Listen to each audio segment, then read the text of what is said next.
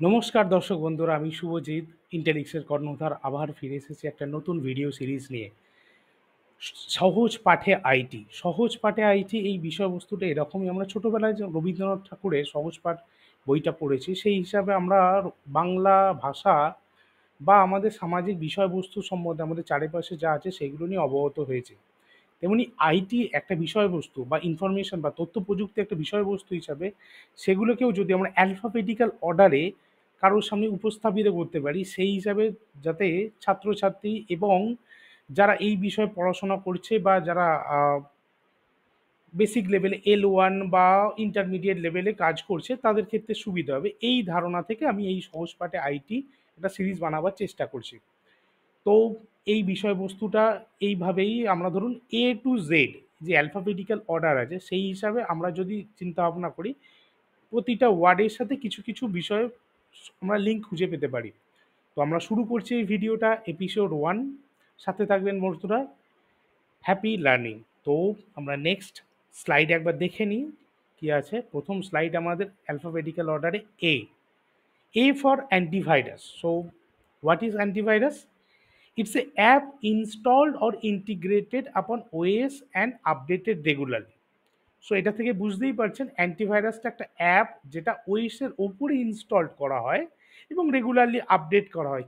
কী জন্যে বা কেন করা হয় সে বিষয়ে আমরা একটু জেনে নেব।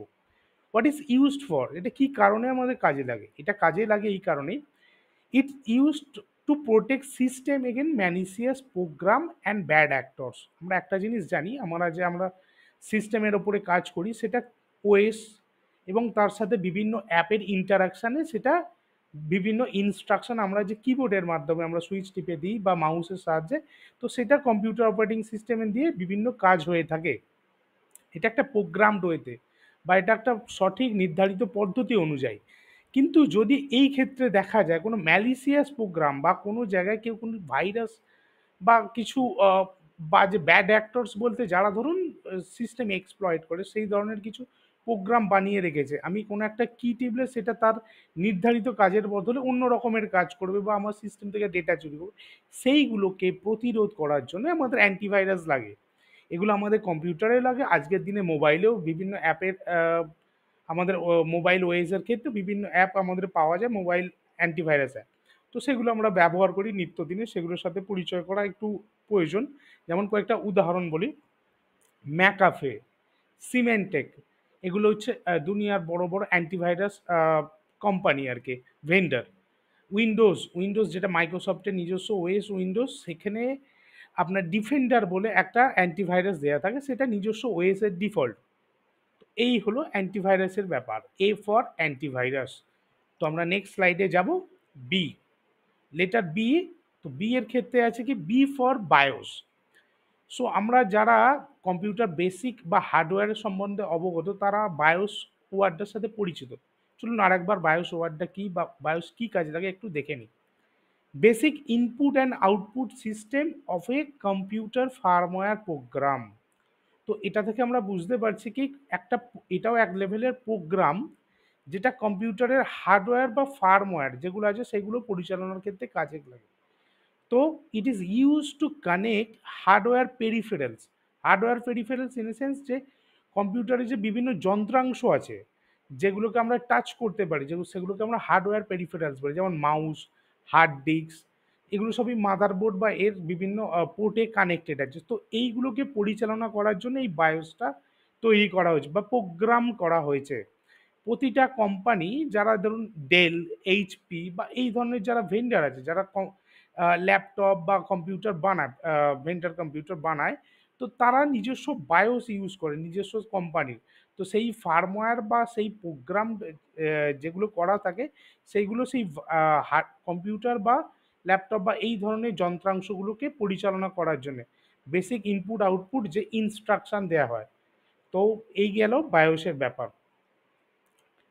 সো পরের স্লাইডে একবার যাই আমরা।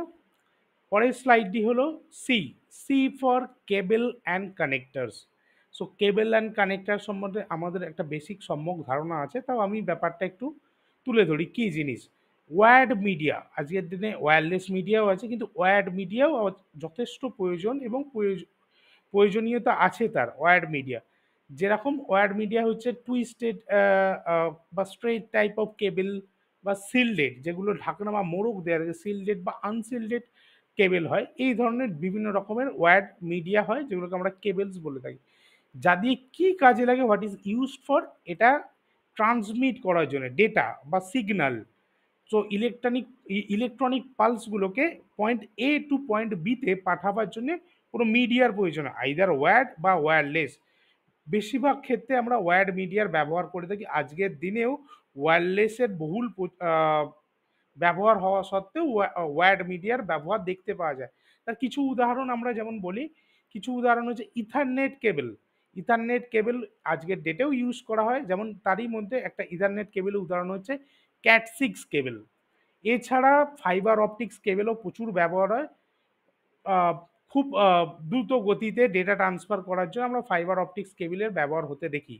এবার কানেক্টারের বিষয়টা আছে, এই কেবলগুলোকে পয়েন্ট এ এবং পয়েন্ট বিতে কানেক্ট করার জন্য বিভিন্ন ডিভাইসে কানেক্ট করার জন্য কিছু কানেক্টার লাগে, বা যেগুলো যেই আপনার একটা যেমন কানেক্টারের উদাহরণ হচ্ছে RJ45 বা বিএনসি কানেক্টার। আমরা যদি কেবল লাইন, বা বাড়িতে আমাদের অনেকেরই কেবল লাইন ব্যবহার করা, সেই কেবল লাইন বা কম্পিউটারে যখন ল্যান কেবল বিভিন্ন পোর্টে দেওয়া হয়, ল্যানের পোর্টে, তো সেখানে যে কানেক্টারগুলো ইউজ হয় ল্যানের পোর্টের জন্য ইউজ হয় RJ45।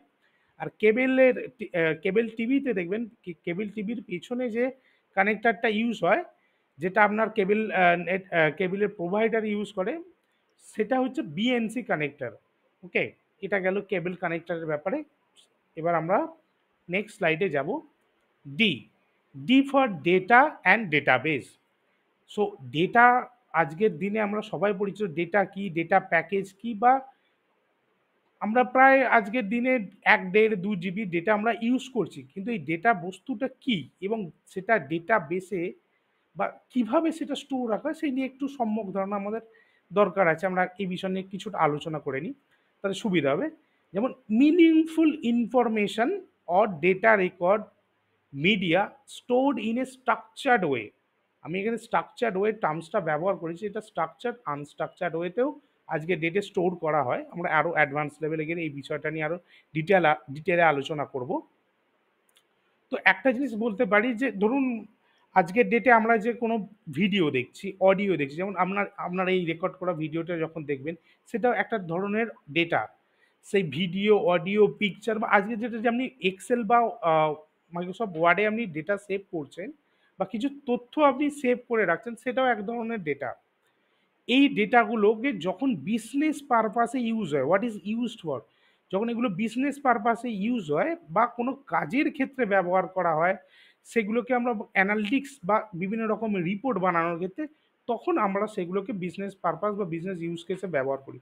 সেই কারণে সেই ডেটাগুলোকে সেই সুন্দর স্ট্রাকচার ওয়েতে সেগুলো স্টোর করে রাখা প্রয়োজন হয়।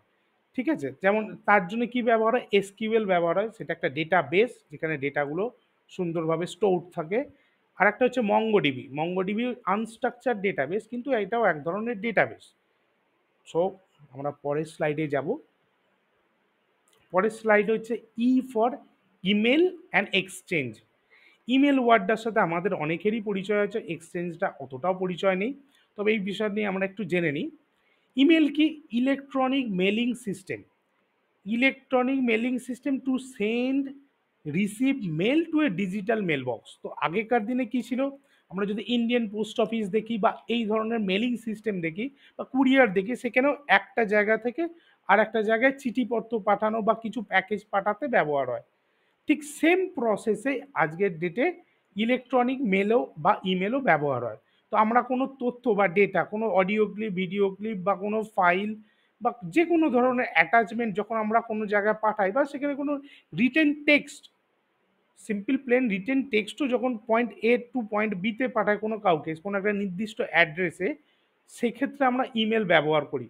কিন্তু ইমেল তো হচ্ছে আপনার চিঠিটা, বা ধরুন যে আপনি চিঠির মাধ্যমে পাঠালেন, ঠিক আছে, কিন্তু এই ইমেলটাকে যে সার্ভার বা যে সিস্টেম দিয়ে পরিচালনা করা হয়, সেটাকে বলা হয় এক্সচেঞ্জ। সেক্ষেত্রে আমরা কয়েকটা উদাহরণ এখানে দেখে নিই। এক্সচেঞ্জ সার্ভারটা ব্যবহার হয় এই মেল বক্সগুলো হোস্ট করার জন্য বা এই সিস্টেমটা কনফিগার করার জন্য আর মেনটেনও করার জন্য সেই অনুযায়ী। তো আমরা কয়েকটা ইমেলের উদাহরণ দেখে নিই। জিমেল নিয়ে আমরা সকলেই পরিচিত। গুগলের নিজস্ব ইমেল হচ্ছে জিমেল। আউটলুক হচ্ছে মাইক্রোসফটের নিজস্ব ইমেল। অফিস 365 আছে, এক্সচেঞ্জ সার্ভারও আছে। এক্সচেঞ্জ সার্ভার হচ্ছে মাইক্রোসফটের একটা এক্সচেঞ্জ সার্ভার, যেটা এই ইমেল সিস্টেমটা কনফিগার করতে বা কর্পোরেটে বা বিভিন্ন এন্টারপ্রাইজ লেভেলে ব্যবহার করা হয়। এই গেল আজকের আপনার ফর ইমেল অ্যান্ড এক্সচেঞ্জের কথা। ওকে, আমরা এই আজকে আমরা যে প্রথম অ্যালফাবেট অনুযায়ী সিরিজটা শুরু করেছি, এ থেকে পর্যন্ত আজকে আমাদের যে আলোচনা করা হলো সেই এটাই আমাদের এপিসোড 1-এর আলোচ্য বিষয়। এই ধরনের আমরা নেক্সট এপিসোডও বানাবো এফ টু জে। তো ধীরে ধীরে আমরা এ টু জেড অবধি এই ধরনের এপিসোড বানাবো। আপনাদের যদি কোনো বিষয় নিয়ে আলোচনা করার ইচ্ছা থাকে বা কোনো জিজ্ঞাসা থাকে এই অ্যালফাবেটিক্যাল অর্ডারে বা কোনো বিষয় নিয়ে আরও বিশদে জানতে চান, আপনারা আমাদের যোগাযোগ করতে পারেন কমেন্ট বক্সে। যদি ভিডিওটা ভালো লেগে থাকে বা আপনাদের জানার ক্ষেত্রে কিছু ভ্যালু অ্যাড করে থাকে, তো অবশ্যই লাইক সাবস্ক্রাইব করে দেবেন। ধন্যবাদ বন্ধুরা।